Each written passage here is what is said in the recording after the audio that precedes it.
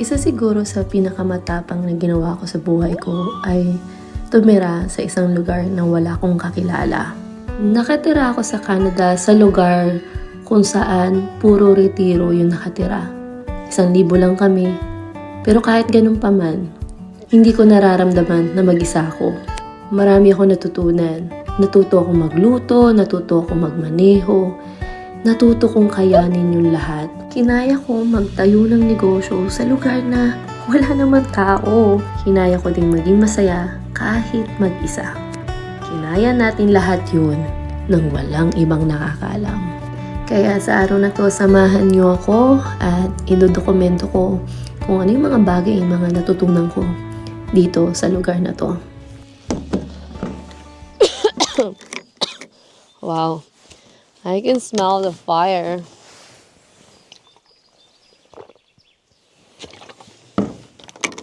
I have a headache.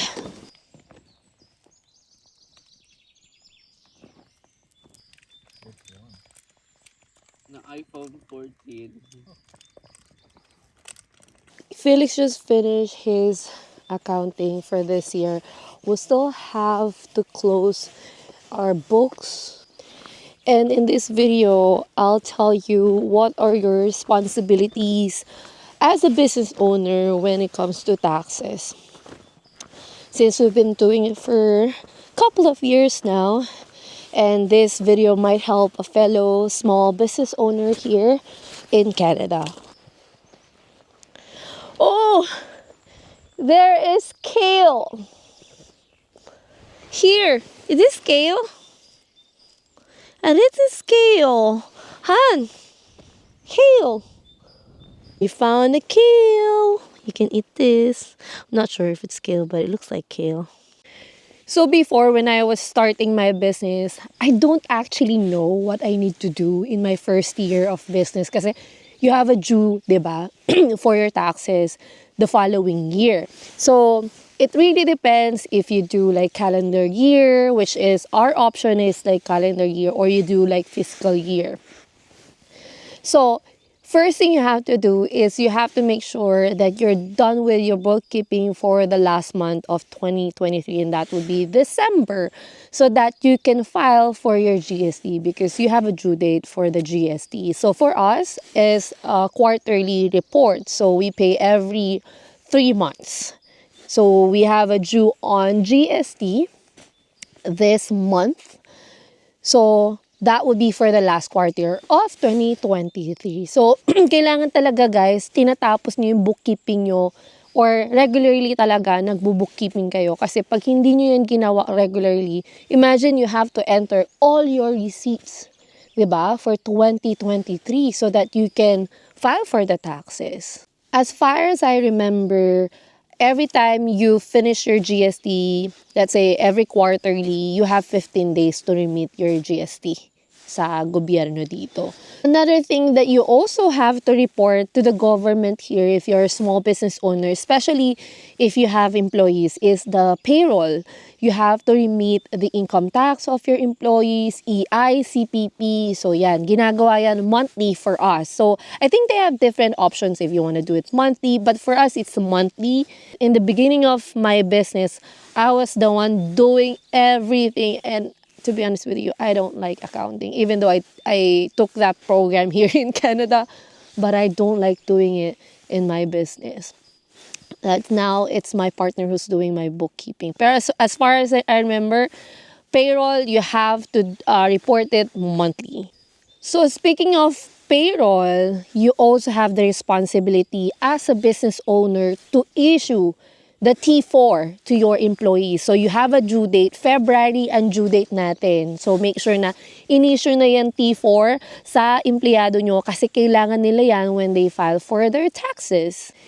In addition to that, if your employee resign, let's say, you also have to submit the records of employment to the government. That would be for EI. So every time na may nagre-resign, issue the ROE to your employees. Hindi lang din siya for resignation of your employees if they go for maternity leave, paternity leave, or they go back to school, they couldn't like go and work for you. they have to claim for EI. So yun, kailangan nila yung ROE to claim the EI. So, I brought my DJI. So I'm using DJI Pocket. And I brought my drone. Kasi I thought, oh, we're gonna go to the mountain. Then it's nice to fly this thing. And I also brought a book that Nate and I were reading this one. I think it's a good book. Ang init. Okay. I think someone asked me before if you need a license for the drone, like to fly the drone here in Canada. Yes, you need to, but my drone's like small one, so I don't really have to have a license. And it's pretty easy to fly the drone here where I'm currently living kasi no one's going to like sita-sita you, no? So, okay lang dito. But if you're gonna fly it like in the big city, I am not comfortable doing that kasi again, yung mga ibang tao, nakakaya naman kung i-capture mo sila. So, if it's like an open field like this, it's totally okay.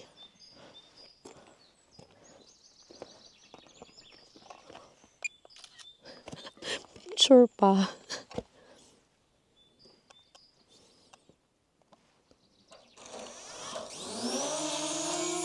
Oo.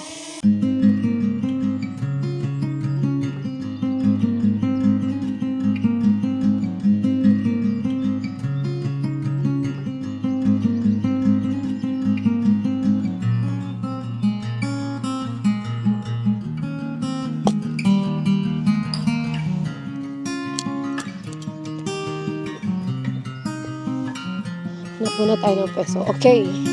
I think this spot would be a great spot for us so that we can sit.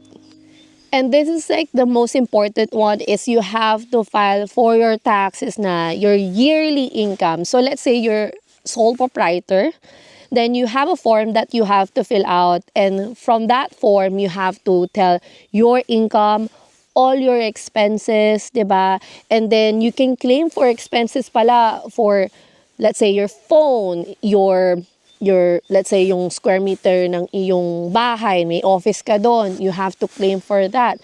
You have to ask an accountant.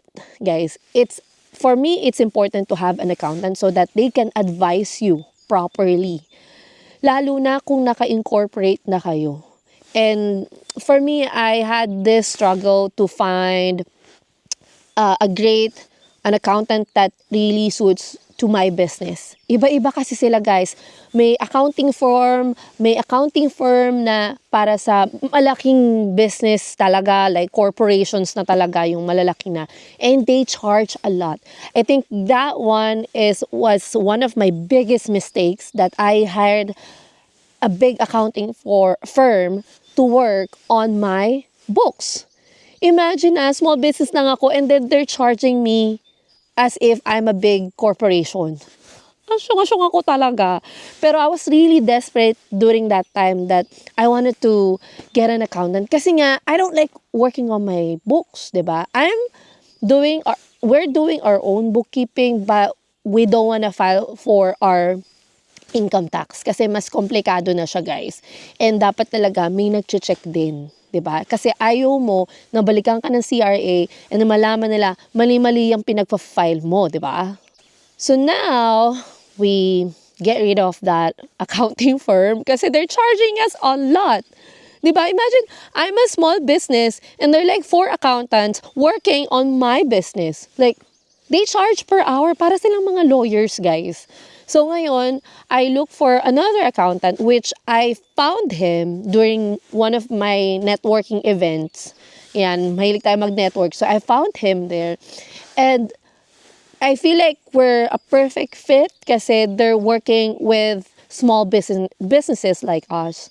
So yon, we'll be working with them this year. Let's see, ano ko din kayo, i-update ko kayo, guys. Pero for big firms, they charge around 4,000 Canadian dollars. Guys, yun ang mababa. Tapos minsan mas mataas pa. 'Di ba? Pero may mga accountants na, may yung mga independent accountant or yung mga small accounting firm, they only charge from 800 to 1,600. And I'm okay with that. I'm willing to pay for that kasi I don't wanna miss my accounting. Kasi malaki siyang sakit sa ulo pag nagkamali ka. Ngayon, ang due for our annual income tax is for for sole proprietor.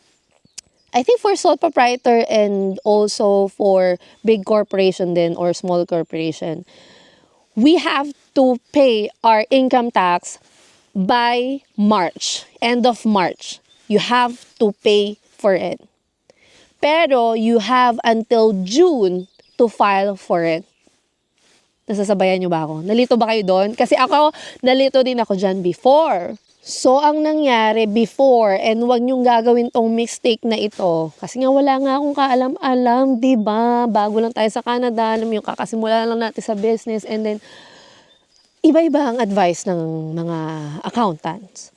So, may isang accountant, inantay ko pa until June. Inantay ko pa talaga bago ako nagbayad for my income tax. Kasi sabi nga, June pa naman daw yung, yung due date for filing.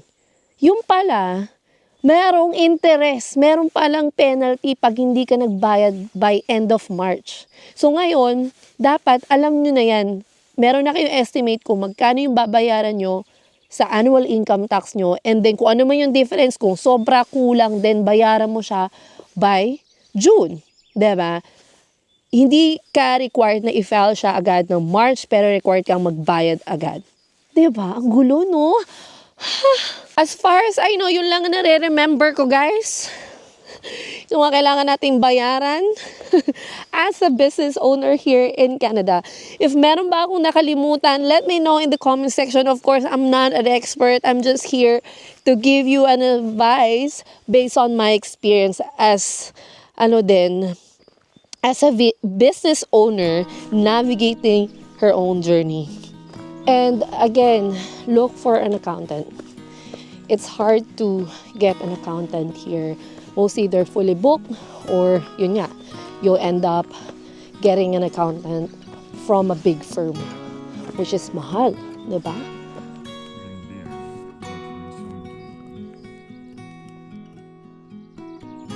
Ah, you won!